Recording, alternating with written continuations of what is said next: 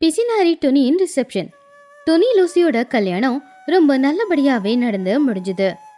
கல்யாணமான அடுத்த நாளே துணி குருவிக்கு லூசி புறா வாக்கு கொடுத்தபடி அவளை ஒரு கார் ஷோரூம்க்கு கூட்டிக்கிட்டு போனான்.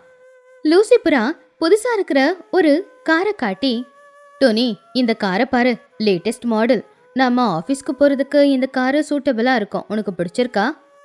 டொனி அந்த காரோட விலையை பார்த்து, ஐயோ என்ன இது, இந்த காரோட ரேட்டுக்கு நாம 10 ஆட்டோவை வாங்கலாமே. ஆமா, இது எவ்வளோ மைலேஜ் கொடுக்கும், இதுக்கு சர்வீஸ் சார்ஜ் எவ்வளோ? ஃபர்ஸ்ட் ஆஃப் ஆல் நமக்கு கார் எதுக்கு, நம்ம ஆஃபீஸ்க்கு நடந்து போகலாமே, அப்போ நம்ம ஆரோக்கியம் நல்லா இருக்கும்ல. டொனி, உனக்கு கல்யாணம் அடிச்சு இப்போ நீ என்னுடைய பொண்டாட்டி, ஏன் விருப்பத்தையும் கொஞ்சம் பார்க்கணும் இல்லையா? நம்மளுடைய ஸ்டேட்டஸ்க்கு இந்த கார் எல்லாம் ரொம்ப முக்கியம். இந்த காரை நான் வாங்கத்தான் போறேன், இதுதான் ஃபைனல். அவங்க அந்த புது காரை வாங்கிட்டாங்க. அடுத்த நாள் காலையில லூசி டொனி அவனுடைய ஆஃபீஸ்க்கு கூட்டிக்கிட்டு போய் அங்க அவளுக்கு ஒரு நல்ல வேலையை வாங்கி கொடுத்தான். துணியும் ஏசி ரூம்ல உட்காந்துக்கிட்டு ஃபைல்ஸை பார்த்துக்கிட்டு சந்தோஷமா தான் இருந்தா. இப்படியே 2 நாள் போச்சு. ஞாயிற்றுக்கிழமை அன்னைக்கு அவங்க ரிசப்ஷனை வச்சுக்கலாம் அப்படின்னு முடிவு பண்ணி அடுத்த நாள் அவங்க பாஸோட ரூம்ல, குட் மார்னிங் சார், எங்களுக்கு இப்போதான் கல்யாணம் ஆச்சுன்னு உங்களுக்கு தெரியும் இல்லையா? ஆமாம் சார், அடுத்த ஞாயிற்றுக்கிழமை அன்னைக்கு நாங்கள் ரிசப்ஷன் வச்சுக்கலான்னு முடிவு பண்ணியிருக்கோம். ஸோ மண்டே டியூஸ்டே 2 நாள் எங்களுக்கு லீவ் தேவைப்படும், ஒரு 2 நாள் ரெஸ்ட் எடுக்கலான்னு பார்க்குறோம். அப்போ பாஸ் கோமா, ரெஸ்ட் ஆகுது ரிசப்ஷன் ஆகுது, வேலைக்கு ஜாயின் பண்ணி 2 நாள் ஆகலை, அதுக்குள்ளே உங்களுக்கு லீவ் வேணுமா? இயர் 2 ஆடிட்டிங் வராங்க, அதனால ஒரு நாள் கூட உங்களுக்கு லீவ் கிடையாது. துணி ரொம்பவும் கவலையா, ஐயோ சார், என்ன சார் இது, வாழ்க்கையில் ஒரு தடவை நடக்கிறது கல்யாணம், அதுக்கான ரிசப்ஷன் இது, நீங்கள் வரலனாலும் பரவாயில்ல, ஒரு நாள் எங்களுக்கு லீவ் ஆச்சு கொடுங்க ப்ளீஸ். அதை கேட்ட அவங்க பாஸ், சரி சரி அழாத, ஞாயிற்றுக்கிழமை தானே உங்களுக்கு ரிசப்ஷன், மண்டே மட்டும்தான் லீவு, நீங்கள் டியூஸ்டே காலையில் 9 மணிக்கு ஆஃபீஸில் இருக்கணும், இல்லை உங்கள் சேலரியை கட் பண்ணிடுவா பார்த்துக்கோங்க. துணியும் லூசியும் சந்தோஷமா வெளியில வந்துட்டாங்க.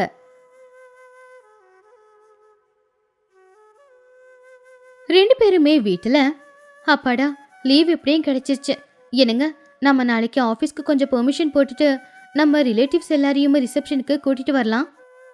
நல்ல ஐடியா டொனி, நம்ம புது கார்லயே போய் கூப்பிடலாம், அப்புறம் எல்லாருமே கார் பார்ப்பாங்கல்ல. ஆனா அதை கேட்டதுமே டொனி குருவி, அட எதுக்கு கார், நம்ம போக போறது கிராமத்துக்கு, மேடு பள்ளம் அதிகமா இருக்கும், கார் அதில் ஓட்டிட்டு போனா ஸ்கிராச் ஆகும், பெட்ரோல் செலவு வேற அதிகமாகும், எதுக்கு, நம்ம பேசாம பஸ்லேயே போயிட்டு வந்துடலாம். துணி, இதுல எப்படி பெட்ரோல் வேஸ்ட் ஆகும், நம்ம ரிசப்ஷனுக்கெல்லாம் எல்லாரையும் கூப்பிட போறோம். என்கிட்ட ஒரு நல்ல ஐடியா இருக்குங்க, நம்ம சிச்சு காக்கா கிட்ட தான் ஆட்டோ இருக்கு இல்லையா, நாம அதுல போகலாம், அதுல போனா காசு கம்மியாக தான் செலவாகும், பெட்ரோல் போட வேண்டிய அவசியமும் இல்லைல்ல. லூசி புறா சிரிச்சுக்கிட்டே, துணி நீ மாற மாட்ட, கஞ்சத்தனம் உன்னுடைய ரத்தத்திலே இருக்கு போல, சரி உன் விருப்பம் தான் என் விருப்பம், நீ சொல்றபடியே செஞ்சிடலாம். லூசி சிச்சுவுக்கு ஃபோன் பண்ணி, சிச்சு வீட்டில் தான் இருக்கியா, எப்படி இருக்க, நாளைக்கு டொனியோட ஊருக்கு ரிசப்ஷனுக்கு எல்லாரையும் கூப்பிட்றதுக்காக போகணும், உன்னால கொஞ்சம் வர முடியுமா? சிச்சு காக்கா அதை கேட்டு, ஏன் உன்கிட்ட கார் இருக்கு, அதில் போகலாமே, நாளைக்கு ஆட்டோ ரொம்ப பிஸி, நிறைய பேர் வாடகைக்கு கேட்டிருக்காங்க. இப்போ உங்க கூட வந்தேன்னா ஃப்ரெண்டு தானே, பணம் எதுக்குன்னு ஃப்ரீயாகவே என்ன ஓட்ட சொல்லுவீங்க, எதுக்கு நீயே போயிட்டு வந்துடு. சிச்சோ அப்படி சொன்னா எப்படி, இது துணியோட ஆசை, உன் ஆட்டோல தான் போகணும்னு சொல்றா, நீ தான் வரணும். சிச்சு காக்கா ஆச்சரியமா, என்னது துணி ஏன் ஆட்டோல போகணும்னு சொன்னாளா? அவ என் ஆட்டோவை சூஸ் பண்ணதே பெரிய விஷயம்தான், சரி சரி, ஆனா மீட்டரை பார்த்து சரியா காசு கொடுத்துடணும்.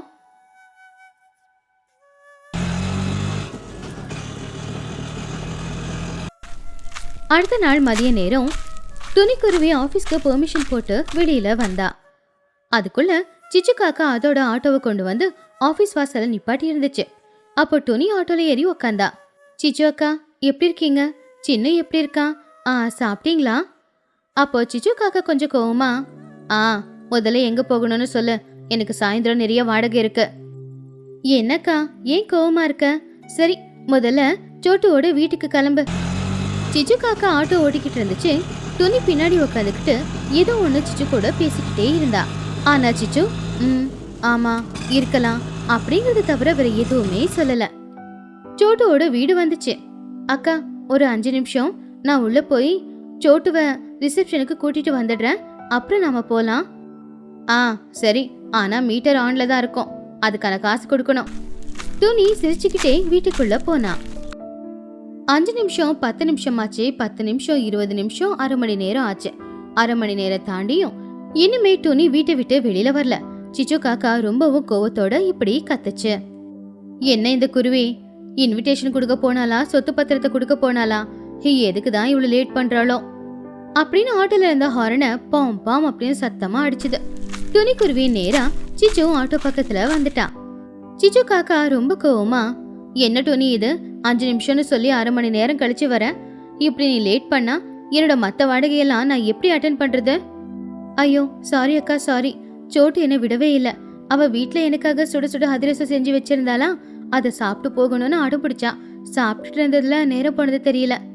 சிச்சு காக்காவோட கோவம் எல்லாம் ஒரு நொடியில பறந்து போச்சு. என்னது அதிரசமா? வெள்ளை அதிரசமா இல்ல சக்கரை அதிரசமா? வெள்ளை அதிரசம்தான். ரொம்ப சூப்பரா செஞ்சிருந்தா. எவ்வளவு சாஃப்டா இருந்துச்சு தெரியுமா சாப்பிட. சரியா போச்சு. அப்ப என்னையும் உள்ள கூப்பிட்டுருக்கலாம்ல. நீ மட்டும் உள்ள உட்காந்துக்கிட்டு சூடா அதிரசம் சாப்பிட்டுட்டு வருவ, நான் இங்க வெயில உட்காந்துக்கிட்டு இருக்கணுமா? இது ரொம்ப அநியாயம் இல்லையா? அப்போ துணி சிரிச்சுக்கிட்டே, நீ நான் கூப்பிட்டா வரல, ஏன்னா என் கூட நீ பேசல, அதனாலதான் நானும் உள்ள போய் உக்காந்துட்டேன். கோவம் யாருக்கு வராது, ஆனா சாப்பாடு வேற கோவம் வேற. சரி சரி, இனிமே நீ யார் வீட்டுக்கு போனாலும் நானும் பின்னாடியே வரேன். அங்க ஏதாவது சாப்பிட கொடுத்தா எனக்கும் சாப்பிட கொடு. துணிக்குருவி சிரிச்சுக்கிட்டே, அதுல என்னக்கா இருக்கு, அடுத்து நம்ம போக போறது குஹுவோட வீட்டுக்கு, வா போலாம் அப்படின்னு சொன்னதோ சிச்சு குஹு வீட்டுக்கு வண்டிய ஓட்டுச்சு. குஹு வாத்து சுட சுட போண்டா போட்டு அவங்க 2 பேருக்கும் கொடுத்துச்சு. இன்னொரு வீட்டுல தேங்காய் லட்டு செஞ்சு கொடுத்தாங்க. இப்படி துணி கூட சிச்சு காக்காவும் உள்ள போய் உக்காந்துக்கிட்டு ஆஹா ஓஹோ அப்படின்னு நல்லபடியா பேசிக்கிட்டு அவங்க கொடுக்கறதெல்லாம் சாப்பிட்டுக்கிட்டு இருந்துச்சு. கடைசியா அவங்க மஹிக்கழுகோட வீட்டுக்கு போனாங்க. துணி மஹிய பார்த்ததுமே ரொம்பவும் சந்தோஷமா, மஹி, உங்களாலதான் என் வாழ்க்கை இப்படி மாறி இருக்கு. நீங்க பார்த்த மாப்பிள்ள ரொம்ப நல்லவரு, அவரு என்ன ரொம்ப நல்லபடியா பாத்துக்கிறாரு. நீங்க இந்த சண்டே எங்க ரிசப்ஷனுக்கு வரணும், உங்களுக்காக நாங்க காத்துக்கிட்டு இருப்போம். துணி, இதுக்கு முன்னாடி உன்னை பார்க்கும்போது பார்க்கவே கஞ்ச பிசினாரித்தனமா தான் தெரிவேன். ஆனா இப்ப பாரு, முகத்துல கல்யாண கலை எவ்வளவு அழகா தெரியுதுன்னு. லூசி ரொம்ப நல்லவன். நீங்க 2 பேரும் நல்லா இருந்தா போதும், ரிசப்ஷனுக்கு நான் வந்துடுறேன். அப்போ சிச்சு, சரிங்க நாங்க கிளம்புறோம். அது ஞாயிற்றுக்கிழமை. அன்னைக்கு சாயந்தர நேரம் ரிசப்ஷன் நடந்துகிட்டு இருந்துச்சு. லூசி துணி 2 பேருமே ரொம்பவும் விலை அதிகமான ட்ரெஸ் போட்டுக்கிட்டு எல்லாரையுமே வரவேற்றுக்கிட்டு இருந்தாங்க. துணிக்குருவி அவளுடைய கஞ்சத்தனத்தை அன்னைக்கு முழுசா மறந்து போயிருந்தா. ரொம்பவும் நல்லபடியா எல்லார்கிட்டயும் பேசிக்கிட்டு இருந்தா. சாப்பிடுற நேரம் எல்லாருடைய இலையிலையும் பலவிதமான உணவுகளை எல்லாரும் பரிமாறி இருந்தாங்க. துணி பக்கத்துல நின்னு அது எல்லாத்தையும் கவனிச்சுக்கிட்டு இருந்தா. துணி சாப்பாடு பரிமாறுறவங்கள கூப்பிட்டு, யாருக்கும் எந்த குறையும் இருக்கக்கூடாது, எல்லாருக்கும் பார்த்து பார்த்து பரிமாறுங்க. பன்னுவுக்கு ஒரு ஸ்வீட் எக்ஸ்ட்ரா வைங்க, சோட்டுவுக்கும் நிறைய வைங்க. துணி நேரா சிச்சு காக்காவோட டேபிள் கிட்ட வந்தா. சிச்சு காக்கா ஏற்கனவே டேபிள்ல எல்லா உணவுகளையும் பரிமாற சொல்லி அதை சாப்பிட்றதுக்காக தயாராகிக்கிட்டு இருந்தா. அப்போ துணி சிச்சு காக்காவை பார்த்து கொஞ்சம் கிண்டலா, எனக்கா இலையில இடம் இருக்கா, இல்ல இன்னும் ஏதாவது பரிமாற சொல்லவா, கொஞ்சம் பிரியாணி போட்டுக்கிறியா, இல்ல குலாப் ஜாமுன் எக்ஸ்ட்ரா வைக்க சொல்லவா அப்படின்னு கேட்டப்போ சிச்சு காக்கா துணிய பார்த்து, இல்ல இல்ல, ஏற்கனவே இலையில நிறைய இருக்கு, அதுவே சாப்பிட முடியுமான்னு தெரியல. துணியோட பேச்சுல இருந்த திமிரு சிச்சு காக்காவுக்கு தெரிஞ்சுது. எல்லாரும் சாப்பிட்டு முடிச்சு துணி லூசிய வாழ்த்திட்டு போயிட்டாங்க. ரிசப்ஷனும் ரொம்ப நல்லபடியாவே முடிஞ்சுது. எல்லாரும் போனதுக்கு அப்புறமா சிச்சு காக்கா பக்கத்துல இருந்த குஹுவாத்து கிட்ட இப்படி பேச ஆரம்பிச்சுது. சிச்சு குஹுவோட காதுல, பாத்தியா குஹு, இந்த துணியோட ஆர்ப்பாட்டத்தை, இதுக்கு முன்னாடி கல்யாணத்துல சாப்பாடு சரியா போடாதவ இன்னைக்கு பாரு எப்படி எல்லாத்தையும் பரிமாறுறா அப்படின்னு. எல்லாம் பணம் இருக்கிற திமிரு இல்ல. ஆமா ஆமா, அந்த கஞ்சத்தனம் அவகிட்ட சுத்தமா காணுமே.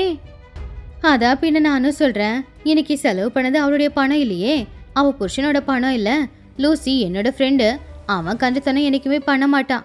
அவன் பணத்தை எடுத்து இவன் நல்லா செலவு பண்ணிக்கிறா, ஆனா இவளையும் என்னமோ செலவு பண்ணி பண்ற மாதிரி சீன் போடுறான். இவளோட கஞ்சத்தனம் எனக்கு தெரியாதா? ஆனா துணியோட கெட்ட நேரம் அவ பக்கத்துல இருந்த அறையில இருந்து இது எல்லாத்தையும் கேட்டுக்கிட்டு இருந்தா. அதை கேட்டதுமே அவ வருத்தப்பட ஆரம்பிச்சா. அவ கண்ணுல இருந்து கண்ணீர் கொட்ட ஆரம்பிச்சுது. அப்பதான் லூசியும் உள்ள வந்து துணி அழுதுகிட்டு இருக்கிறத பார்த்து, துணி என்னாச்சு, ஏன் உன் கண்ணுல அவ்வளவு கண்ணீர் இருக்கு? அப்போ துணி லூசி கிட்ட, பாத்தீங்களா உங்க ஃப்ரெண்டு சிச்சு காக்கா என்னை பத்தி என்ன சொல்றாங்கன்னு, அன்னைக்கு என்கிட்ட பணம் இருக்குல்ல, அதனால பார்த்து பார்த்து செலவு பண்ண வேண்டிய அவசியம் இருந்துச்சு. இன்னைக்கு நீங்க சம்பாதிச்ச பணம் இருந்துச்சு. நான் எல்லாரையும் நல்லா கவனிக்கணும்னு எல்லாரையும் நல்லபடியாக செலவு பண்ணி கவனிச்சேன். நிறைய அவங்களுக்கு சாப்பாடு போட்டு இன்னும் ஏதாவது வேணுமா அப்படின்னு கேட்டேன். ஆனா அதை கூட அவங்க தப்பாதான் புரிஞ்சுக்கிட்டாங்க. லூசிபரா துணியோட தோல்ல கைய போட்டு பக்கத்துல கூப்பிட்டு, துணி, இந்த மாதிரி ஆட்கள் நம்மளை சுத்தி நிறைய பேர் இருப்பாங்க. நாம பணம் இல்லைன்னு செலவு பண்ணலன்னா கஞ்ச பிஸ்னாரின்னு சொல்லுவாங்க. சரி, பணம் இருக்கே செலவு பண்ணலான்னு பார்த்தா பாத்தியா பந்தா காட்டுறா அப்படின்னு சொல்லுவாங்க. அவங்க வாயே நம்மளால மூட முடியாது. அவங்களுக்காக நாம நம்மளையும் மாத்திக்க கூடாது. நீ திமிரா நடந்துக்கல, பாசமா தான் நடந்துக்கிட்ட அப்படிங்கிறது எனக்கு தெரியும் இல்லையா? அது போதும், வா, நேரமாகுது, நாம வீட்டுக்கு போலாம். லூசி தான் பொண்டாட்டிய சமாதானப்படுத்தினதுல துணியும் சரி அப்படின்னு சமாதானமானா. அப்படி துணி அவளுடைய புருஷனோட புது வாழ்க்கையில காலடி எடுத்து வச்சிருந்தா. அப்ப இந்த மாதிரி விமர்சனங்களையும் அவ சந்திக்க வேண்டியதா போச்சு. சிச்சு காக்கா சொன்னத துணியால மறக்கவும் முடியல. சிச்சு காக்கா சொன்னது எல்லாத்தையுமே துணி மனசுல வச்சுக்கிட்டு மறுபடியும் கஞ்சி பிசினாரியா மாறினாளா இல்ல இப்ப இருக்கிற மாதிரியே இருந்தாளா அப்படிங்கறது தெரிஞ்சுக்கணும் அப்படின்னா கமெண்ட்ஸ்ல பார்ட் 3 வேணும் அப்படின்னு கமெண்ட் பண்ணுங்க. குளிரில் விடிய காலையில் சமையல். பறவைங்களோட கிராமத்துல மழைக்காலம் முடிஞ்சு போச்சு. தீபாவளி பண்டிகை முடிஞ்சதோ இல்லையோ, ஊரோட எல்லையில சில்லுன்னு காத்து வீச ஆரம்பிச்சுது. முதல்ல அந்த குளிர் நல்லா தான் இருந்தாலும் கூட நாட்கள் போக போக அது ஒரு சாபமாவே மாறுச்சு. காலையில எழுந்திருக்கவே முடியறதில்ல. குளிர் தாங்க முடியாம போர்வையை போத்திக்கிட்டு எல்லாருமே படுத்த இடத்துலயே தான் இருந்தாங்க. அந்த மாதிரி ஒரு நாட்கள்ல ஒரு நாள் விடிய காலையில 4 மணி. ஊருல எல்லாருமே நல்லா படுத்து தூங்கிக்கிட்டு இருந்தாங்க. துணிக்குருவியோட வீட்டுல துணி புஜ்ஜி தூங்கிக்கிட்டு இருக்கும்போது ஜன்னல் வழியா குளிர்ந்த காத்து வீட்டுக்குள்ள வந்துகிட்டு இருந்துச்சு. போர்வையை போத்தி நல்லா சூடா படுத்து தூங்கிக்கிட்டு இருந்த துணிக்கு அந்த சில்லுன்னு காத்து பட்ட உடனே முழிப்பு தட்டுச்சு. துணி அவ மனசுக்குள்ள, அப்பா என்ன இப்படி குளிருது, ஐயோ தொண்டையெல்லாம் வறண்டு போச்சு, ஒரு சூடா டீ போட்டு குடிச்சா ரொம்ப நல்லா இருக்கும்னு நினைக்கிறேன். ஆனா இந்த குளிர்ல நான் எங்கிருந்து எழுந்துச்சு போய் அடுப்பை பத்த வைக்க அப்படின்னு நினைச்சு மறுபடியும் தூங்க முயற்சி பண்ணாலும் தூக்கம் வரல. டீ குடிக்கணும் அப்படிங்கிற எண்ணம் அவளை தூங்கவும் விடல.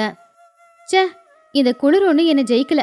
இப்பவே போய் சூடா டீ வச்சு குடிச்சு இந்த குளிரை நான் விரட்டுறேன் பாரு அப்படின்னு சொல்லி ஒரே முடிவெடுத்து டோனி கட்டில விட்டு கீழே இறங்கினா.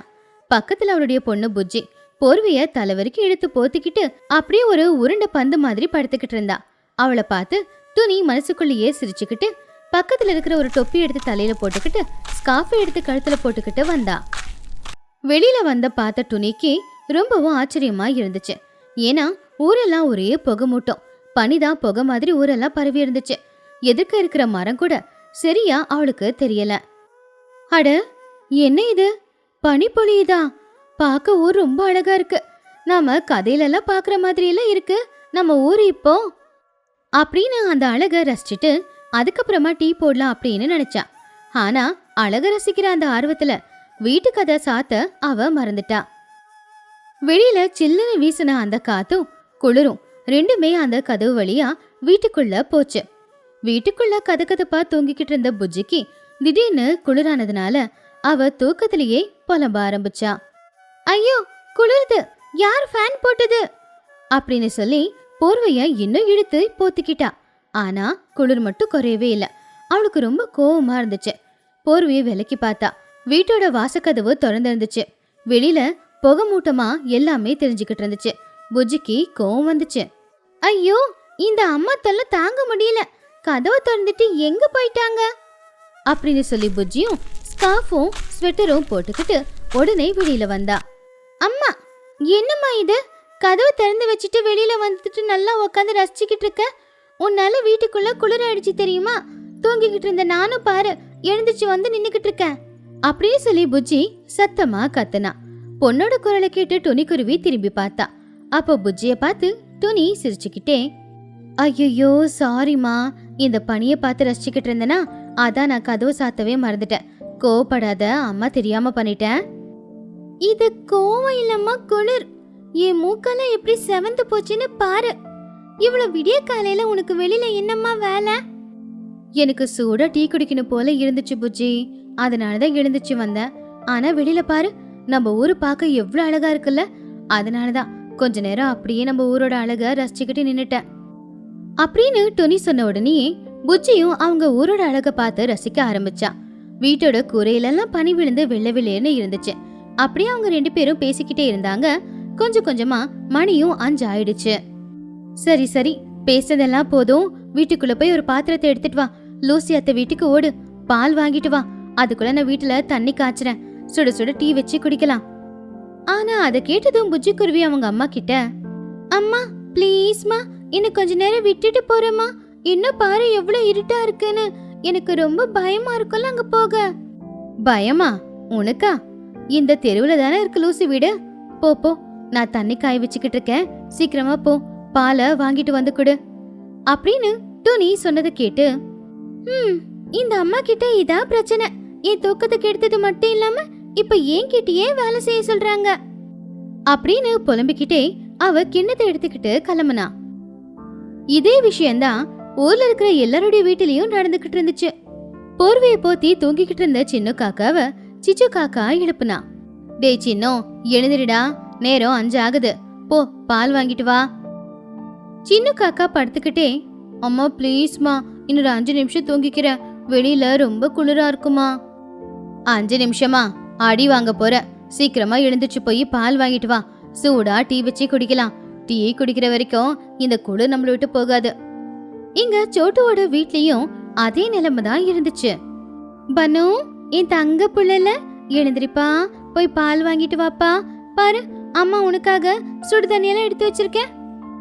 அம்மா, எனக்கு தூக்கம் வருதும்மா, பேசாம நீயே போலாம்ல.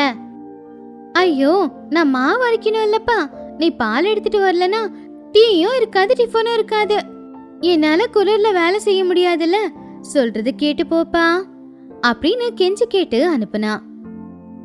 லூசி புறாவோட வீட்டு வாசல்ல ஏற்கனவே நிறைய பேர் கியூல நின்னுக்கிட்டு இருந்தாங்க. அது குளிர்காலங்கிறதுனால எழுந்திரிச்ச உடனே சுட சுட காஃபி டீயோ குடிக்கணும்னு எல்லாரும் பால் வாங்க வந்திருந்தாங்க.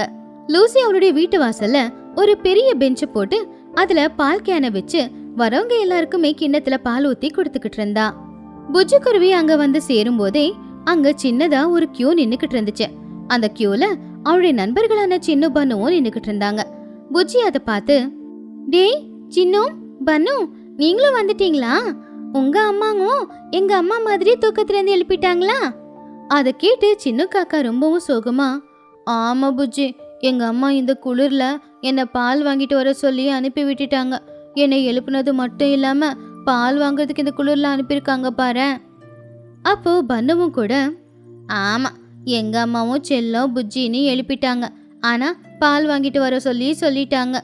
இந்த குளிர்ல இவ்வளவு சின்ன பசங்களை வெளியில அனுப்புறதுக்கு இந்த அம்மாங்களுக்கு எப்படிதான் மனசு வருதோ. அதை கேட்டு புஜ்ஜியும், எங்க அம்மாவும் அவ்வளவுதான். அவங்க வெளியில வந்து கதவை திறந்து விட்டுட்டு பனி பொழியறத பாத்துக்கிட்டு இருக்காங்க. குளிர் தாங்க முடியாம நான் எழுந்திருச்சு வந்தா என்கிட்ட கிண்ணத்தை கொடுத்துட்டு போய் பால் வாங்கிட்டு வாங்கன்னு அதே குளிர்ல என்ன அனுப்பிட்டாங்க அப்படின்னு சொல்லி எல்லாருமே பேசி சிரிச்சுக்கிட்டு இருந்தாங்க. அப்படி அவங்க அம்மாங்க பேச்சு, அவங்க விளையாட்டு, அவங்க ஸ்கூல் பத்தி எல்லாம் பேச ஆரம்பிச்சாங்க. இந்த பக்கம் கியூல நின்னுக்கிட்டு இருந்தவங்க எல்லாருமே பால் வாங்கிக்கிட்டு போயிட்டாங்க. அப்ப லூசிபுரா தனியா நின்னுக்கிட்டு இருந்த அவங்க 3 பேரை பாத்துக்கிட்டே தான் இருந்துச்சு. அப்போ லூசிபுரா, என்ன பசங்களா, இங்க நின்னு பேசுறதுக்காக வந்தீங்களா இல்ல பால் வாங்கிட்டு போக வந்தீங்களா? உங்களுக்கு முன்னாடி யாரும் இல்ல நினைச்சுக்கிட்டு இருக்கீங்களா? எல்லாரும் போயிட்டாங்க. சீக்கிரம் கிண்ணத்தை எடுத்துட்டு வாங்க. அப்போ 3 பேரை திரும்பி பார்த்து, சாரி ஆண்டி அப்படின்னு சொல்லி கிண்ணத்தை கொண்டு வந்து வச்சாங்க. லூசிபர் அவங்க 3 பேருக்குமே பால் ஊத்திக்கிட்டு இருந்துச்சு. உங்க அம்மாங்க காலையிலே உங்களை ரொம்ப கொடுமைப்படுத்துறாங்களா? உங்க முகத்தை பார்த்தாலே நல்லா தெரியுது. ஆமா ஆண்டி, இந்த குளிர்ல எழுந்திருக்கவே ரொம்ப கஷ்டமா இருக்கு. சரி சரி, அம்மாங்களும் பாவம் தானே. பால் எடுத்துக்கிட்டு கொண்டு போய் கொடுங்க.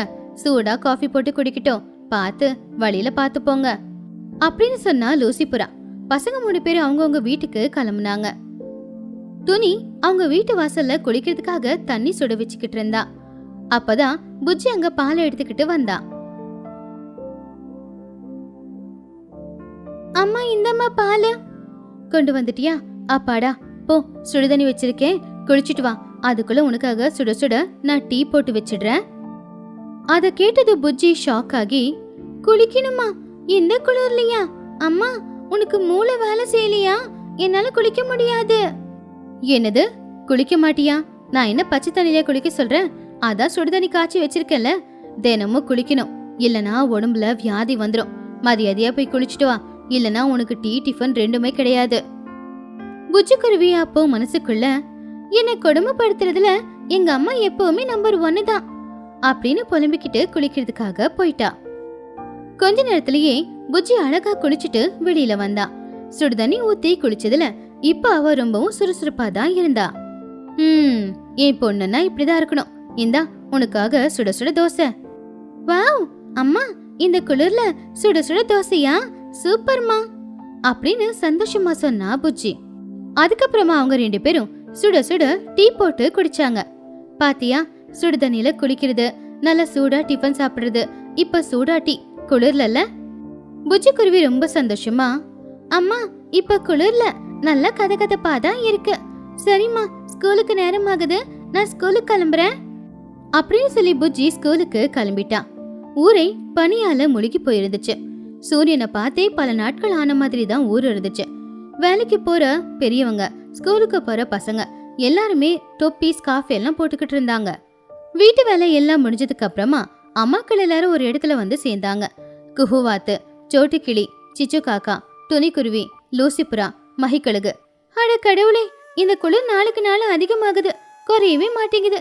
கையெல்லாம் ஐஸ் கட்டி மாதிரி ஆயிடுது. ஆமா சோட்டோ, காலையில எழுந்திருச்சு அடுப்பு பத்த வைக்கிறது பெரிய போராட்டமாவே இருக்கு.